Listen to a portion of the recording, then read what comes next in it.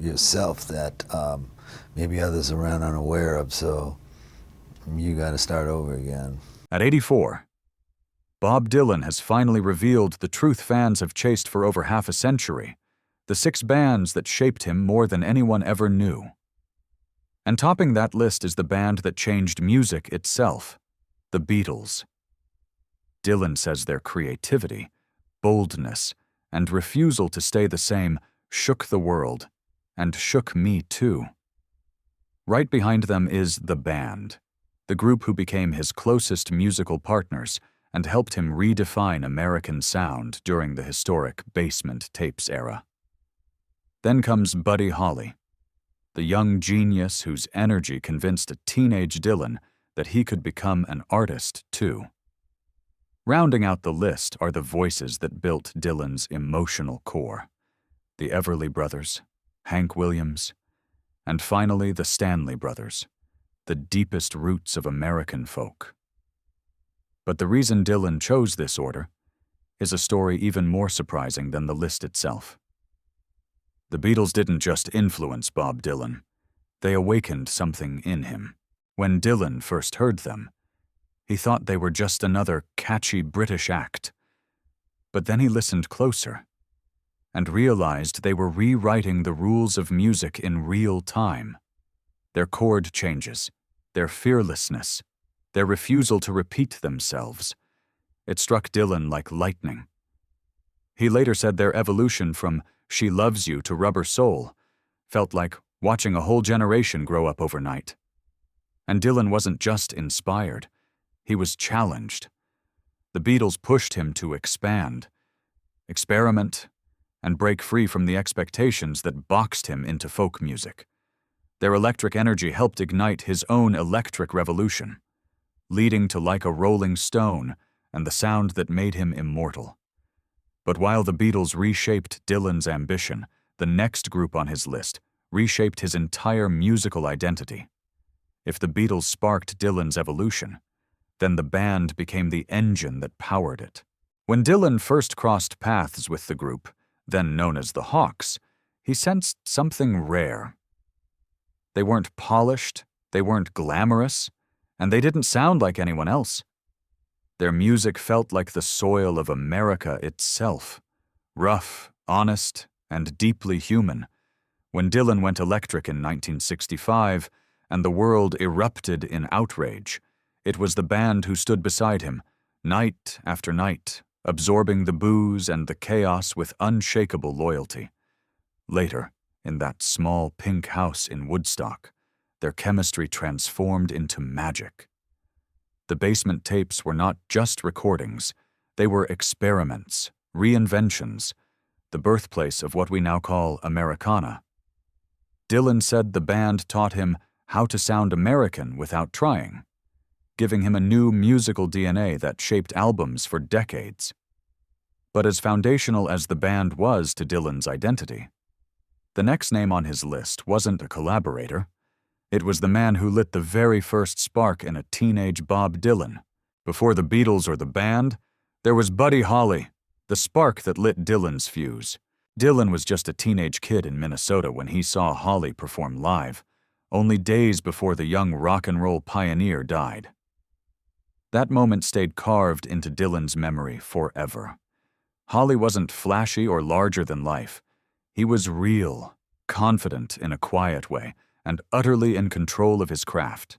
His rhythms were sharp, his lyrics were clever, and his voice carried a tremor that felt like electricity. Dylan later said he could feel Holly watching over him during his first big recording sessions, as if the spirit of that brief encounter never left. And when you listen to early Dylan, the phrasing, the bounce, the urgency, you can hear Holly's fingerprints all over it. Buddy Holly didn't just inspire Dylan, he gave him permission to be different, to be bold, to write his own truth instead of copying someone else's. But while Holly lit the first fire, the next group on Dylan's list shaped the emotional core of the songs that made him immortal. If Buddy Holly lit Dylan's spark, then the Everly Brothers shaped the voice that carried it. Long before Dylan became the generational poet of the 60s, He was a kid sitting in front of a radio, mesmerized by two brothers whose harmonies felt almost supernatural. Don and Phil Everly didn't just sing together. They blended into one sound, one breath, one emotion. Their voices were clean, tender, aching with a quiet kind of longing that Dylan had never heard before. What captivated him wasn't just their tone, but their restraint. The Everlys proved that music didn't need to shout to cut deep. A simple melody, sung honestly, could pierce the heart more sharply than any grand arrangement. Dylan carried that lesson with him for decades. The power of simplicity, the beauty of understatement. You can hear their influence in songs like I Want You and Just Like a Woman, the softness beneath the grit, the vulnerability beneath the swagger. But if the Everly brothers shaped Dylan's emotional sensitivity, the next artist on his list would teach him how to turn heartbreak into pure poetry. No one taught Dylan the art of heartbreak quite like Hank Williams. Before Dylan was a protest poet or a rock revolutionary. He was a lonely young man sitting with a guitar, learning how pain could be transformed into melody. And for that, he turned to Hank Williams, the man he once called the poet of the common man. Hank's songs were stripped bare, simple chords, plain language, but emotions so sharp they could cut through bone. I'm So Lonesome I Could Cry hit Dylan like a revelation. This wasn't just country music, it was human vulnerability, sung with no armor, no disguise. From Hank, Dylan learned that sadness didn't need metaphors, heartbreak didn't need complexity, and truth didn't need polishing. A song could be fragile and still be powerful. It could whisper and still echo for generations. You can hear Hank's shadow in blood on the tracks, in the way Dylan turns personal sorrow into universal truth. But the final name on Dylan's list didn't just influence his songwriting, it shaped the very roots of his musical identity, deeper than any lyric or melody. Deep beneath Dylan's lyrics, beneath the poetry and rebellion, lies the raw earth of the Stanley Brothers. For Dylan, the Stanley Brothers weren't just musicians. They were the purest expression of American roots. Their harmonies were rugged, their instruments unpolished, their stories carved from mountains, coal mines, broken hearts, and Sunday mornings. When Dylan first heard them, it felt like discovering the oldest bones of the music he had always loved.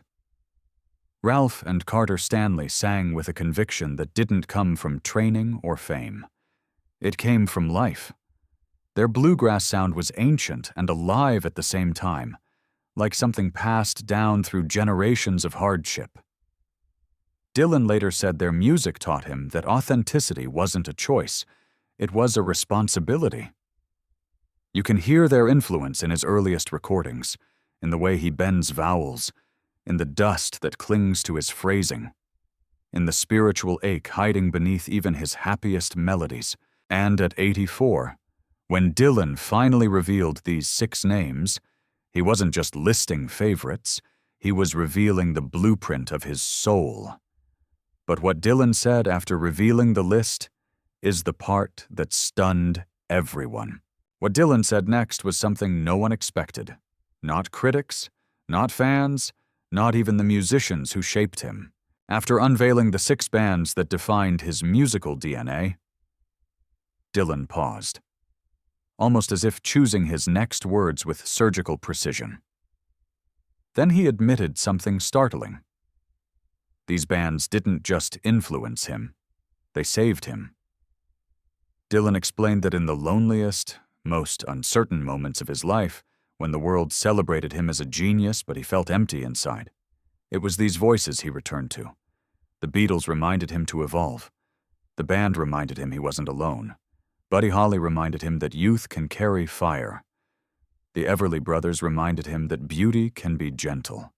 Hank Williams reminded him that pain can be art.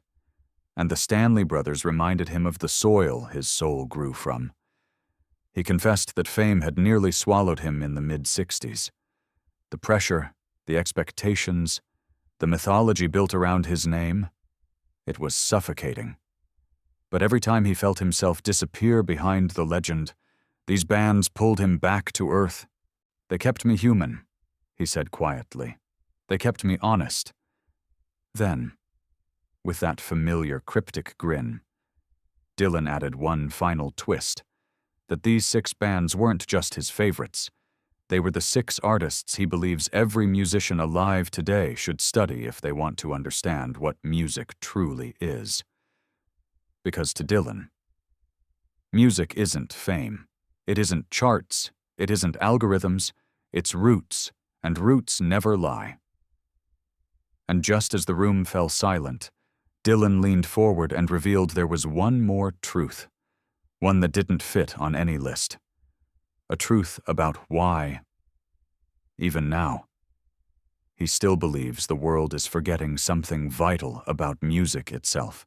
The truth Dylan revealed last was the one that cut the deepest, not because it was dramatic, but because it was quietly heartbreaking. After naming the 6 bands that defined him and explaining how they saved him from the machine of fame, Dylan leaned back, folded his hands, and spoke with the softness of someone who has seen the world change too many times. He said the real tragedy of modern music isn't that artists lack talent, it's that they've forgotten where their talent comes from.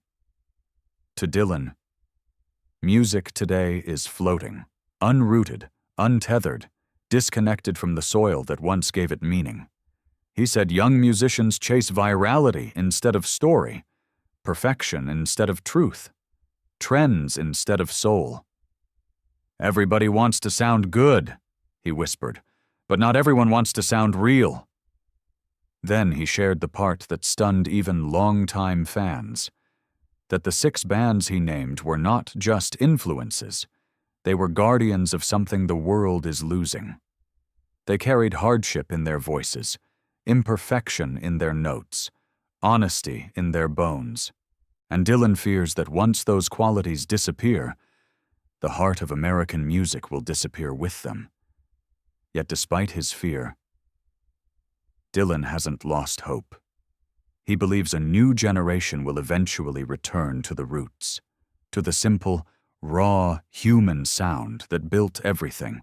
And when they do, he said, they will rediscover not just the music, but themselves. Then, almost as an afterthought, Dylan revealed one final hint, that there is one more artist, one he has never publicly acknowledged, who shaped him even more deeply than the 6 on his list. A name he says he'll reveal when the time is right,